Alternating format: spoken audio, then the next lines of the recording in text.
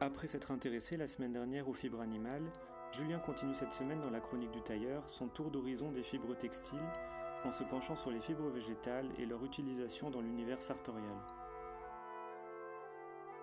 Dans le dernier podcast, ou d'ailleurs je m'excuse parce que la qualité du son était un peu faible, j'espère que ce problème va être réglé maintenant.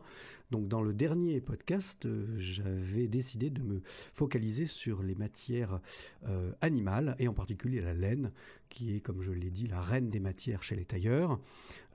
Matière qui se travaille facilement, matière qui permet d'avoir un tour de main marqué, matière que les tailleurs aiment bien de manière ancestrale et matière qui permet de faire de beaux vêtements qui sont pratiques, d'un usage polyvalent pour l'homme et surtout d'un aspect très beau. Donc après avoir vu les matières animales la dernière fois, intéressons-nous donc aujourd'hui en effet aux matières d'origine végétale. Alors, il y en existe de nombreuses. Bien que nous connaissions principalement le coton et le lin, je vais commencer déjà par décrire l'ensemble en fait de ces matières d'origine végétale. Alors il y a d'abord les matières issues de graines, et là c'est le coton. Ensuite il y a les matières issues de tiges, on va trouver donc le chanvre ou le lin. Ensuite il y a les matières issues de feuilles, comme le jute, le rami ou le raffia. Ensuite les matières issues de fruits, comme le coco, et enfin les matières issues d'une sève, en particulier l'EVA, qui donne le caoutchouc naturel.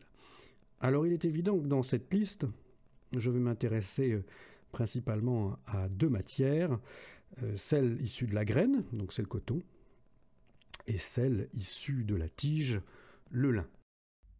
Julien, peut-on parler un peu plus en détail du lin ? Alors le coton est d'une certaine manière la matière peut-être la plus universelle de nos jours. On porte tous du coton, coton pour le jean bien sûr, coton pour les t-shirts, pour le sweat, c'est probablement la matière que l'on connaît le plus. Pourquoi ? Parce que c'est une matière qui est relativement abondante, qui est peu onéreuse, qui se travaille facilement pour l'industrie textile et qui ensuite, dans le cadre d'une vente commerciale et puis d'un usage quotidien, est une matière qui est facile à vendre et ensuite facile à entretenir, facile à nettoyer. Le coton subit très bien le lavage à la machine à laver.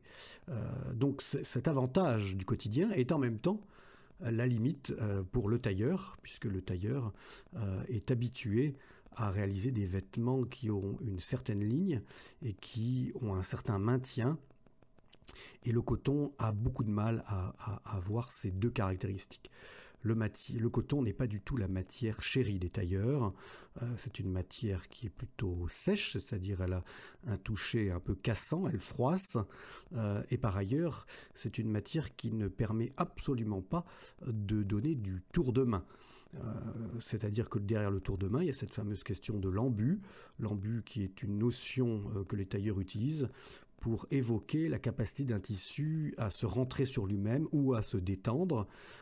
Donc la laine a une très forte capacité à prendre de l'embu, c'est-à-dire à se rétracter sur elle-même pour donner certaines caractéristiques à la veste, comme une tête de manche un peu bombée, une épaule un peu tournante, etc.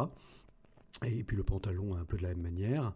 Dans la laine, il y a une élasticité naturelle, un retour et un drapé qui est fluide et naturel. Et il y en a à l'inverse pas du tout dans le coton.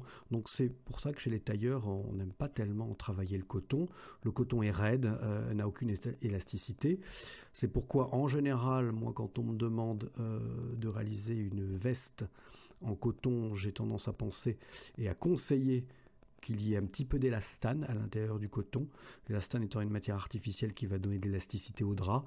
En général, 2 à 3% d'élastane, ça suffit. Et cet élastane, elle va permettre aux épaules, aux omoplates d'être en mouvement, en fait, et à la veste en coton, de gagner en élasticité. Là où un 100% coton n'aurait aucune élasticité. Sur le pantalon, c'est un peu moins prégnant.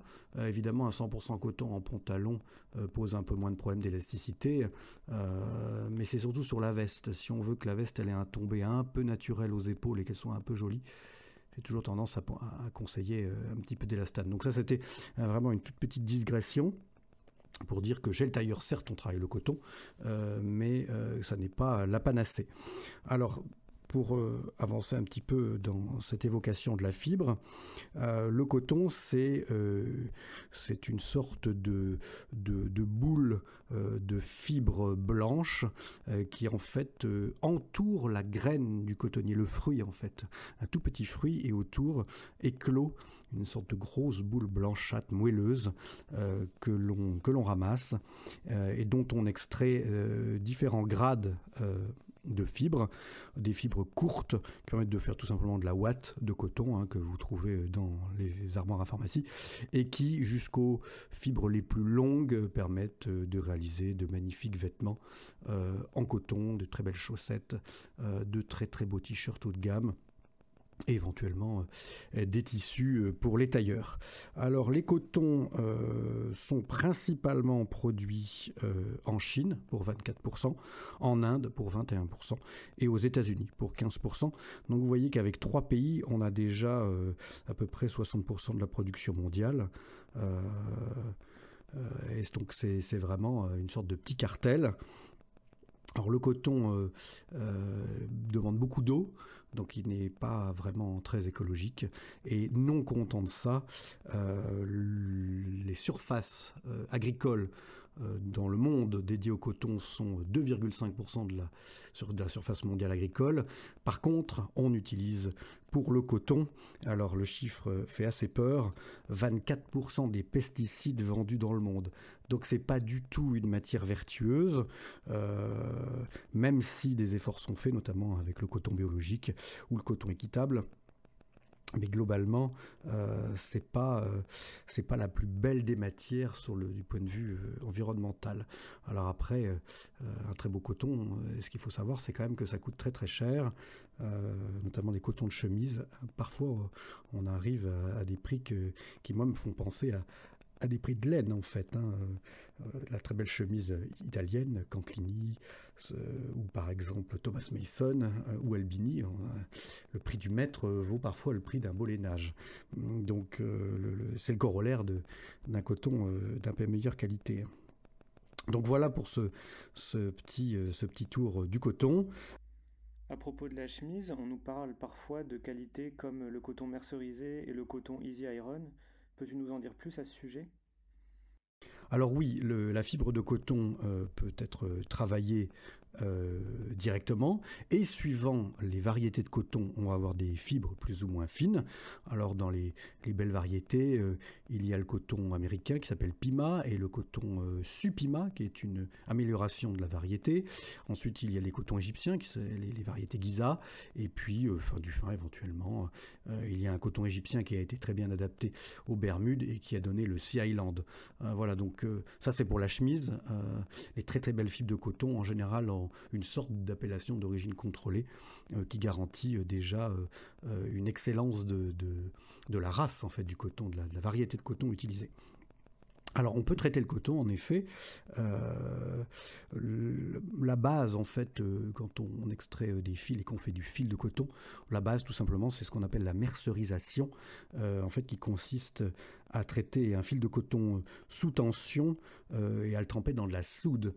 À ce moment-là, en fait, la structure en coupe de la fibre va changer. Elle va passer d'une forme légèrement de haricot à une forme plus ronde, et ça va lui donner des caractéristiques de souplesse. La fibre va gonfler et elle va également mieux prendre la teinture. Elle sera plus irisée avec une couleur plus profonde.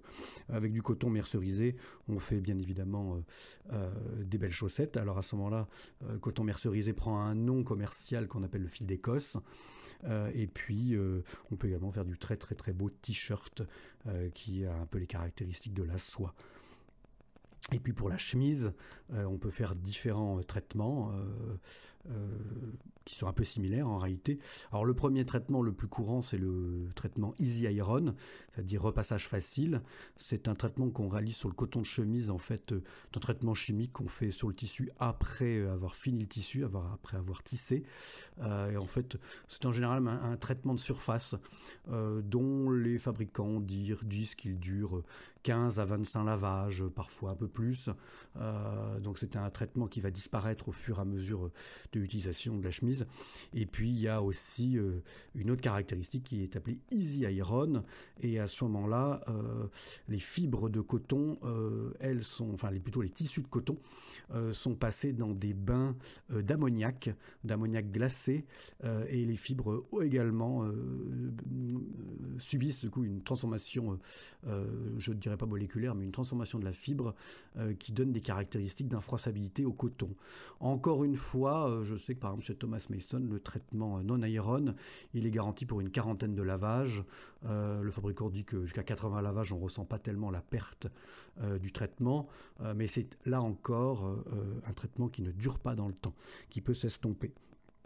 Alors, j'ai beaucoup parlé de la chemise, parce qu'en réalité, c'est vrai que chez les tailleurs, on n'a pas un très très grand choix de coton. On est en général assez pauvre de ce point de vue-là. On a des bâches de coton qui sont assez simples, qui permettent de faire des chinos, qui permettent de faire des costumes. Alors j'étais un grand fan quand j'étais plus jeune du costume de coton beige ou bleu marine pour l'été. Bon, en réalité, dans les faits et avec le temps, j'ai trouvé que mes costumes de coton étaient un peu étouffants. Le coton n'est pas du tout au niveau de la veste une matière qui respire. Donc en réalité, je finissais toujours à la boutique par poser la veste sur un cintre et me promener en fait en pantalon de coton. Et en fait, qu'est-ce que c'est qu'un pantalon de coton ? C'est un chino. Et un chino, c'est pas extrêmement beau. C'est toujours un peu froissé, même si le pli a été marqué. Fut un temps, donc pas vraiment l'impression d'être élégant ainsi. Donc le costume de coton peut avoir de l'intérêt, mais c'est vrai que tout lisse comme ça, c'est quand même un étouffoir, et puis c'est un peu froissé quand même. Alors éventuellement il peut y avoir un traitement du coton qui est très intéressant pour le tailleur, c'est ce qu'on appelle le cire-sequeur.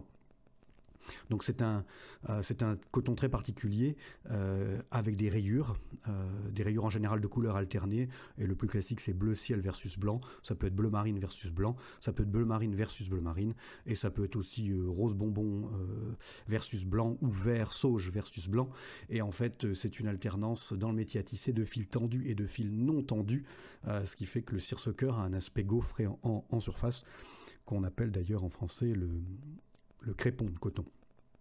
Parce que ça a un aspect un peu gaufré. Alors du coup, le fait qu'il y ait des parties qui soient complètement détendues, des raies qui soient détendues par rapport à d'autres raies qui sont plates, ça donne au coton une ouverture, parce qu'en fait la base de tricotage, enfin peut-être pas de tricotage, mais la base de tissage d'un cire-sequeur, c'est une base de popeline en fait. Donc c'est un tissage toile relativement aéré. Et donc le fait qu'il y ait une détente, enfin des fils détendus avec un tissage aéré, ça donne donc un tissu finalement assez ouvert, et puis de par ailleurs très peu froissable. C'est vrai que le cire-sequeur c'est assez formidable pour ça. On n'a jamais l'air froissé avec un costume en cire-sequeur. Je dois dire que c'est à peu près le seul exemple de coton que je peux donner chez le tailleur, hors de coton d'été peut-être, parce que on pourrait éventuellement trouver des cotons d'hiver. Alors le répertoire des cotons d'hiver est très important en Europe occidentale. Ces cotons d'hiver ont fait un peu toute l'allure et tout le charme des campagnes d'Europe occidentale pendant longtemps. Et ces cotons d'hiver lourds ont en général deux aspects. Le premier aspect, c'est le velours côtelé que l'on connaît avec ses côtes plus ou moins fines, qui a une allure plus ou moins pépère suivant ce qu'on en fait, et puis éventuellement qui est très proche en fait du velours, c'est la Moleskine. La Moleskine étant un coton gratté très épais avec un peu comme de la flanelle. En réalité, on pourrait appeler ça de la flanelle de coton. La Moleskine, c'est un coton épais dont la surface a été grattée, abîmée pour lever un petit duvet. Et la Moleskine, c'est vrai que c'est très très agréable l'hiver parce que ça a une tenue par rapport au velours côtelé, ça a une tenue très importante parce que c'est lourd. Voilà, et puis je pourrais évoquer éventuellement le velours lisse que l'on appelle palatine chez les tailleurs, qui sert à faire des vestes de soirée et d'autres habits, comment dire, un peu habillés. Donc voilà, c'est un peu le panel général des cotons chez le tailleur.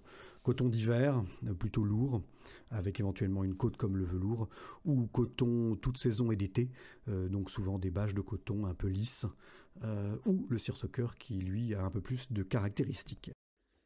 Alors Julien, si on a tout évoqué à propos du coton, est-ce qu'on peut désormais passer aux matières qui sont issues de tiges comme le lin ? Alors le lin, en effet, c'est une autre matière d'origine végétale qui est un peu plus appréciée chez les tailleurs, un peu plus appréciée aussi des clients. C'est une matière un peu plus rare qui est trouvable en prêt-à-porter, mais c'est pas non plus, voilà, c'est pas les plus gros volumes en prêt-à-porter. Bien que ces dernières années, je constate que la chemise en lin revient beaucoup sur le devant de la scène, notamment on peut voir Uniqlo faire des campagnes chemise en lin chaque saison, ce qui donne aux gens, le goût du lin. Donc le lin, là, et pour le coup, par rapport à ce que je disais sur le coton, où il y a un triptyque de pays qui le produit, là, il faut vraiment faire cocorico. C'est peut-être le seul endroit, c'est peut-être la seule chose dont la France peut s'enorgueillir en ce moment du point de vue de son économie et de ses exportations. Le lin, plutôt la France représente 60% du lin produit dans le monde en 2022.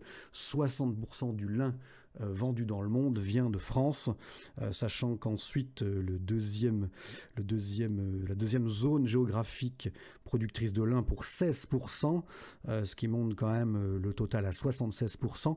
Cette zone géographique qui représente 16% de la production mondiale de lin, c'est la Belgique et les Pays-Bas. Voilà, comme on dit, le Benelux quand j'étais petit. Donc il faut quand même qu'on s'enorgueillisse. Le lin, c'est quand même c'est très produit et nous sommes champions en France pour ça. Alors le lin se porte depuis des temps immémoriaux.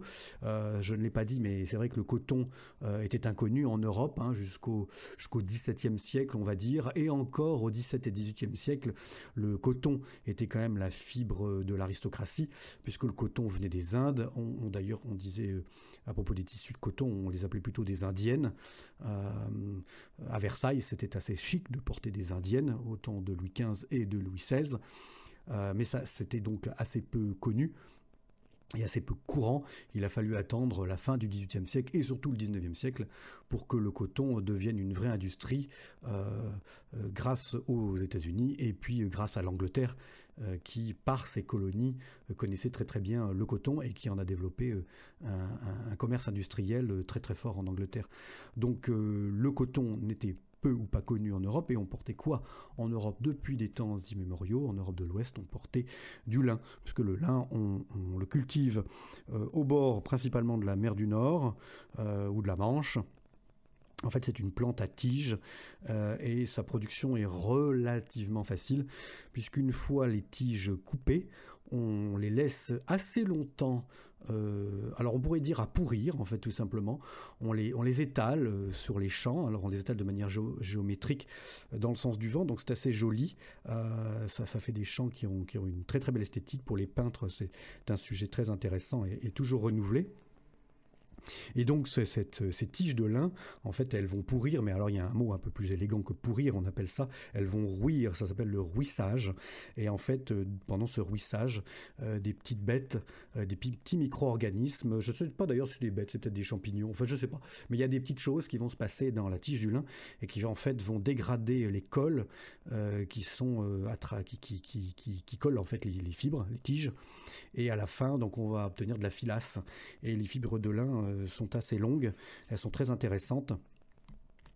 Et elles font de beaux vêtements qui ont un très très beau maintien. Alors le problème qui est connu de tous, c'est que le lin, ça froisse. Ça n'a aucune élasticité naturelle. C'est très cassant. Donc c'est vrai que c'est un défaut. Alors en même temps, ce défaut est contrebalancé par une caractéristique importante du lin, c'est que plus vous lavez le lin, plus il va s'attendrir. Alors c'est une caractéristique pas que du lin, en fait toutes les matières végétales s'attendrissent. Donc un costume en lin par exemple, plus il va être porté, plus il va subir l'humidité du corps, plus éventuellement il va être lavé, bien qu'on lave assez peu les vêtements tailleurs, il va acquérir une souplesse, il va acquérir un toucher beaucoup plus doux. Alors c'est souvent la caractéristique d'ailleurs... Paul Bocuse dirait la ménagère, le sait très bien. La ménagère, en fait, ça peut être aussi un homme maintenant, bien sûr. À l'époque de Paul Bocuse, c'était moins le cas. Mais du coup, maintenant, ça peut être un homme aussi. Et la ménagère, si elle lave beaucoup les torchons en lin, alors c'est très difficile à trouver maintenant, les torchons en lin, parce que ça vaut très très cher. Mais un torchon en lin, on sait bien qu'il va être extrêmement doux au bout de lavage, à force de lavage. Et il sera très intéressant, un vieux chiffon de lin pour essuyer des verres en cristal par exemple ou de l'argenterie, parce qu'il sera beaucoup plus doux qu'un torchon en coton par exemple. Alors on fait beaucoup des mélanges comme la métisse par exemple, ou le métis, en fait qui est un tissage de lin dans un sens et de coton dans l'autre. La chaîne et la trame n'ont pas la même fibre. Voilà. Donc ça, c'était pour parler du lin, une fibre qu'on aime bien chez les tailleurs parce qu'elle donne des costumes qui ont de belles caractéristiques, d'une belle esthétique et beaucoup de personnalité en fait, le lin. Certes, ça a ce côté froissable, mais comme en général c'est un peu lourd, ça tombe déjà très bien. Et puis en fait, ça froisse, mais ça donne comme l'effet d'un mur de plâtre ou d'un mur d'enduit gentiment taloché. Moi, c'est une analogie que j'aime bien annoncer parce que c'est vrai que quand on trouve tous très beaux ces beaux murs de maisons blanches en Grèce ou dans le sud de l'Espagne où chaque mur prend la lumière avec une sorte d'ondulation, et c'est un peu la même caractéristique pour le lin et pour le coup plus beau, de manière plus belle, je trouve, en tout cas à titre personnel, que le coton. Alors j'aime beaucoup le lin aussi parce que, et j'en porte beaucoup l'été, parce qu'en fait je trouve que quand il fait très chaud, par exemple les jours à Paris, quand je sais qu'il va faire plus de 30, 33, 35 degrés, enfin qu'il va faire plus de 30, je vais essayer de faire en sorte d'avoir une chemise en lin et un pantalon de lin et pourquoi pas un costume en lin. Parce que je trouve que le lin, c'est très difficile à expliquer, mais je trouve qu'on ne ressent pas la chaleur. Le lin, il ne picote pas la jambe comme pourrait faire éventuellement de la laine. Il est neutre en fait, voilà, c'est vraiment le mot, il est neutre. Et la chemise en lin, moi je la trouve vraiment très très agréable parce que en général d'ailleurs, ce sont des tissages toiles assez ouverts qui laissent bien passer l'air. Et voilà, enfin voilà, j'aime vraiment, je trouve porter du lin, je me sépare pas, et je pense que j'en ferai de plus en plus dans le futur. Dès qu'il fait chaud, pantalon de lin, chemise en lin, c'est impeccable. Alors à l'inverse par contre, je vais souvent au Vietnam pour des questions familiales, et au Vietnam il fait une chaleur humide, et alors là le lin c'est proscrit en fait tout simplement, parce qu'il a une forte capacité le lin à absorber l'eau. Et en fait, certains clients me disent ah mais ça sèche vite. Oui, non, sauf que quand on est dans un pays tropical où en fait il y a une humidité ambiante de 100%, vous avez transpiré dans votre chemise en lin, donc vous avez le dos mouillé, les aisselles mouillées, et le lin il va pas sécher en fait, et donc vous allez garder le dos mouillé. Donc c'est un des désavantages du lin. C'est un avantage à Paris parce que le temps est relativement sec quand il fait chaud. Par contre, le lin n'est pas du tout idéal et pas du tout conseillé pour moi. Enfin, en tout cas, c'est mon avis. Dans les pays tropicaux humides parce qu'ils se chargent d'eau. Dans les matières issues de tiges, on peut également évoquer le chanvre. Alors, c'est comme le lin, la fibre est extraite d'une tige. C'est une plante d'ailleurs facile à cultiver et qui nécessite peu d'entretien. Donc, les agriculteurs, normalement, apprécient récolter cette plante. Par contre, elle est très irrégulière dans ses fibres. Elle est très irrégulière, mais en même temps très résistante. Donc, c'est une belle fibre dont on fabrique beaucoup des petits objets, pas des petits objets, des petites choses comme l'étoupe qui sert à calfeutrer les cales des navires, et puis surtout l'étoupe qui sert à calfeutrer la plomberie dans les tuyaux de nos salles de bain. Il y a toujours un petit peu d'étoupe, alors même s'il peut aussi y avoir des joints caoutchouc. Donc c'est un des usages du chanvre, faire des cordes. Pourquoi ce sont des usages qui sont peu prestigieux? Tout simplement parce que je l'ai dit, ce sont des fibres assez irrégulières, assez grossières, et qu'elles s'accommodent mal du raffinement qui est en général souhaité pour faire des vêtements pour l'homme. Alors les drapiers essayent un petit peu d'en mettre. Je sais que Monsieur Magazine avait fait un dossier sur le chanvre il y a quelques mois de ça, mais Hélène, qui est la rédactrice en chef, me l'avait bien avoué. Il est difficile d'obtenir quelques informations parce que en réalité il y a peu de filières qui font du beau chanvre. Ce qu'il faut savoir dans le milieu des tailleurs et le milieu du drap tailleur, c'est que le nombre d'intervenants dans le monde est quand même assez faible, en Europe ou en Chine, et que les drapiers qui fabriquent des draps ne peuvent fabriquer des draps que s'ils peuvent acheter des fils. Et les drapiers ne fabriquent pas les fils. il faut qu'ils achètent des fils dans des filatures. Et les filatures, en général, sont très très spécialisées. Les filatures qui font des fils de Super 150 de laine ne sont pas du tout les mêmes que celles qui font des filatures de tweed, de fils de tweed, et sont encore très différentes de celles qui font des filatures de mélange laine, soie et lin, et qui sont encore très différentes de celles qui font des mélanges coton-lin. Et c'est très spécialisé en général. Les filatures lainières font que de la laine, les filatures cotonnières ne font que du coton, avec des impératifs très particuliers dans le coton qui sont les volumes, donc très difficile d'accès pour le milieu du tailleur qui n'a pas de volume. Le coton, c'est des millions de mètres en fait, donc rien à voir avec les centaines de mètres qu'on peut trouver dans des filatures de laine. Et donc le chanvre, il souffre de ça en fait, il souffre du fait qu'il y a très peu d'intermédiaires dans le monde et de filatures qui s'intéressent à cette fibre et qui l'incorporent. Donc si un drapier ne trouve pas de fil de chanvre ou de fibre de chanvre, tout simplement il ne va pas faire de tissu avec du chanvre. Donc c'est tout simplement une question d'outils industriels peu développés et qui propose donc peu de choses. Donc on trouve peu de vêtements en chanvre. Alors je sais que Bonne Gueule avait essayé, on trouve occasionnellement chez les Japonais, chez les Italiens, je sais que chez Deep Rai ou chez Zanieri, ils essayent d'incorporer un peu de chanvre, parce que le chanvre, comme je l'ai dit, est très peu consommateur en eau et en entretien en fait. Pour les paysans, c'est une fibre assez simple, mais le marché n'accroche pas tellement. Voilà, c'est la conclusion avec laquelle on était arrivé, avec la rédactrice en chef de Monsieur, on est arrivé à la conclusion, finalement le chanvre, les drapiers en mettent 4-5%, 7% parfois dans certains draps, mais ça n'est pas l'Eldorado et on en trouve assez peu. Et donc pour finir, peux-tu nous parler peut-être des matières issues de feuilles ? Alors dans les matières issues de feuilles, donc on en connaît en fait beaucoup chez les tailleurs, enfin pas chez les tailleurs justement, mais on en connaît beaucoup dans notre vie quotidienne. En fait il y a le jute, qui est une plante qui est originaire d'Inde. Il y a le rami, qui est une plante, qui est une ortie qui nous provient de Chine. Et puis il y a le raffia, qui est une variété de palmier. Et de toutes ces matières, on fait des choses, mais qui n'ont pas grand rapport en fait avec le tailleur ou l'industrie textile que l'on connaît. Peut-être à la limite le raffia dont on peut tirer des chapeaux. Donc en tout cas, voilà pour ce grand tour des matières végétales, des matières naturelles. Donc, comme vous pouvez le constater, le tour est assez rapidement réalisé. Chez le tailleur, nous avons principalement le coton, avec toute la réserve possible, et puis nous avons le lin, avec plus de plaisir. D'ailleurs, je n'ai pas parlé d'un lin en particulier, que l'on appelle lin irlandais, parce que ce sont les Irlandais qui non pas qui le cultivait, mais qui le cultivait d'abord bien sûr, mais qui ensuite le tissait de cette manière. Ce qu'on appelle un lin irlandais, c'est un lin lourd, un lin qui a un tombé vraiment très important, très très net. Alors on dit lin irlandais chez le tailleur assez facilement dès qu'un lin est lourd et qu'il a un beau tombé, même s'il n'est pas toujours fabriqué en Irlande. Mais en tout cas, c'est vrai qu'au début du siècle, dans les années 30, les plus beaux lins qu'on pouvait trouver dans le monde, chez les tailleurs des Amériques ou chez les tailleurs du continent européen, étaient appelés des lins irlandais. Donc je ne l'ai pas cité.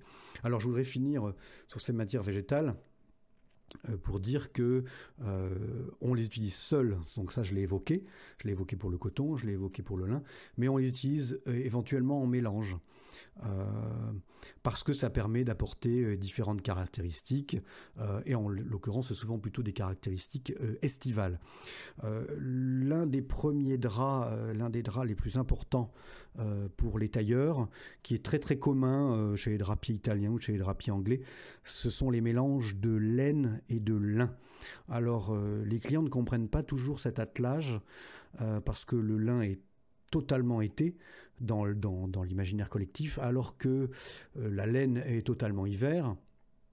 Mais je reviens au sujet que j'avais fait, au podcast que j'avais fait sur la laine.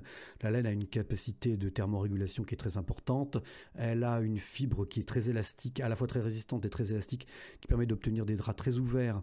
Donc pour l'été, on peut obtenir des laines froides qui sont extrêmement agréables, c'est-à-dire qui ont un tombé très très net, qui en plus se gorgent assez peu d'eau. La laine se gorge assez peu d'eau par rapport au lin. Donc on peut obtenir des très très beaux draps de laine pour l'été, très aérés. Et le fait d'y mettre mettre du lin dedans, ça lui apporte encore plus. Alors, ça rapporte une raideur, le lin, dans un drap de laine. Ça apporte aussi un cassant et une texture qui va être un peu moins brillante. Là où la laine a toujours une sorte de brillance, de luminosité, le lin va apporter de la matitude. Donc ça permet de donner au drap une première caractéristique. Et puis le lin, il est très économe en eau, et pour les drapiers, c'est aussi un argumentaire écologique de dire que on utilise un petit peu moins de laine qui elle est très consommatrice en eau, et on met un petit peu de lin.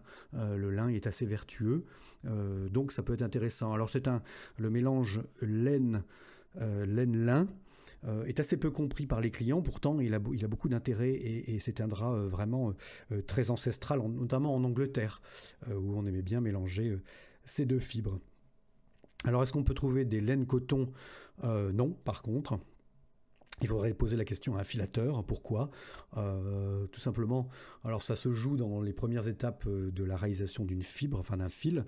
Quand on mélange deux fibres ensemble, j'imagine qu'il faut que ces deux fibres, elles aient envie d'être ensemble, alors que ce n'est peut-être pas le cas du coton.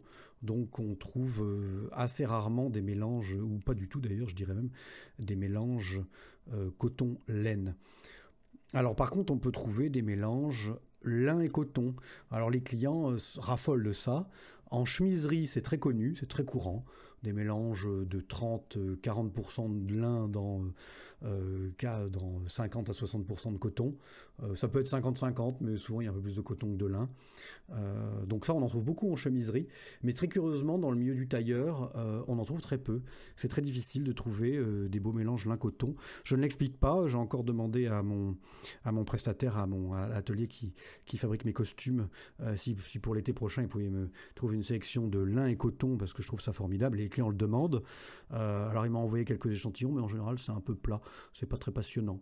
Ça a beaucoup de relief. Il n'y a pas beaucoup de couleurs, ça n'a pas beaucoup de chiné, ça n'a pas beaucoup de densité, c'est un peu bêche, un peu écru, donc c'est peu teinté, donc c'est vrai que c'est dommage, mais c'est vrai que pour l'instant, c'est pas encore venu. Alors je lance un appel à la maison des lins et l'art, qui a été lancée par un jeune Français du côté de Pau, qui fait un joli travail autour du lin. Alors je lui lance cet appel, éventuellement, si vous pouviez trouver ou développer une belle liasse de lin coton, ça je trouve que ça pourrait avoir de l'intérêt. Alors il peut y avoir aussi des mélanges un peu plus complexes, parce que là j'évoque des mélanges bimatières, lin coton ou laine lin, qui sont très connus, les laines lin pour le coup, mais il peut y avoir aussi, et c'est un peu le mélange de ces dernières années, le mélange laine, lin et soie. Donc en général, le drap de base est à 70% laine, une laine froide, un peu raide, un peu résistante, un peu ouverte, qui comme ça donne 70% de laine, donne le tombé, la netteté, et puis 15% de lin, qui apporte un petit côté estival, un côté un peu plus sec, un côté un peu plus cassant, un côté un peu plus mat. Et puis pour contrebalancer ce côté un peu mat, un peu de soie qui va rapporter de la douceur, du brillant, voilà. Donc, alors vous allez me dire, pourquoi mettre du lin pour faire mat et puis de la soie pour faire brillant ? Parce que si c'était simple, ce serait pas drôle. C'est vrai que si on prenait tout simplement un beau drap de laine, il est déjà naturellement brillant. Mais c'est comme ça, c'est des sortes de modes. Et puis c'est comme ça. Voilà. Surtout que le lin, c'est vrai qu'il a l'intérêt, c'est qu'il apporte des imperfections au milieu du drap de laine. La laine, elle est très calibrée, donc le drap de laine, il est très linéaire, très lisse, et le lin va apporter un peu des imperfections, comme la soie d'ailleurs, des petites bourres, des petites bouloches, des petites choses qui vont se passer. Il y a plusieurs drapiers qui proposent ce genre de mélange laine, soie et lin, à peu près sur les mêmes caractéristiques, probablement parce que derrière il y a un seul filateur, parce que c'est encore une fois la même chose. Souvent, c'est même pas souvent, c'est toujours les drapiers qui réalisent du tissu, en fait ils ont acheté le fil à un filateur qui est indépendant, et donc il y a peut-être qu'un seul filateur derrière cette fibre dont je suis en train de parler, laine, soie et lin, ce fil. Et donc les 3 drapiers, hein, c'est l'Europiana, ensuite Thalia di Delfino et puis Ariston, qui sont 3 drapiers italiens. Et il y a également un drapier anglais, je crois chez Minis, il y a une très belle liasse de laine soélin, hein, de ce type-là également. Voilà, puis on trouve aussi par ailleurs chez d'autres drapiers. Alors chez Holland et Chéri, ils ont un très très beau mélange pour l'été qui est lin et soie. Il doit y avoir au moins 50% de soie là-dedans. C'est magnifique. J'ai aussi chez l'Européen d'ailleurs quelques draps que j'adore vraiment. Arnis faisait beaucoup de vêtements dans ce drap-là. C'est un mélange 50% lin, 50% soie. Donc c'est un mélange très fragile, c'est un mélange très précieux qui n'est pas à mettre entre les mains de tous les clients. Mais ça donne au lin, c'est assez incroyable, ça donne au lin un côté suédé, comme un veau velours en fait. Le lin, il prend un côté dufteux qui est magnifique. 50% lin, 50% soie. C'est vraiment, ça fait de beaux pantalons. Fragiles, mais très beaux pantalons, très belle veste aussi. Par contre, chez l'Europiana, la gamme est un peu courte, il y a assez peu de couleurs. Hein. Donc c'est un peu dommage. Donc voilà pour les matières naturelles. J'espère que ça vous donnera envie ou que ça vous dégoûtera peut-être d'acheter des matières naturelles chez le tailleur. C'est vrai que c'est pas la matière la plus courante pour nous.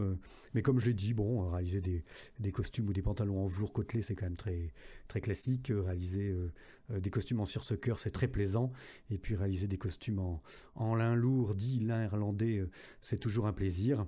Et puis enfin, réaliser un costume dans un mélange laine, soie et lin, c'est un plaisir renouvelé depuis plusieurs saisons maintenant. Et je crois que les clients ne s'y trompent pas puisque ils sont nombreux à demander ce très joli drap qui sort un petit peu de l'ordinaire, qui est précieux et qui est différenciant au milieu d'un monde de plastique. C'est quand même très agréable de pouvoir s'habiller avec des matières naturelles et élégantes. Merci Julien. On se retrouve la semaine prochaine pour une nouvelle chronique du tailleur. En attendant, n'hésitez pas à vous abonner et à laisser un avis sur les plateformes de podcast.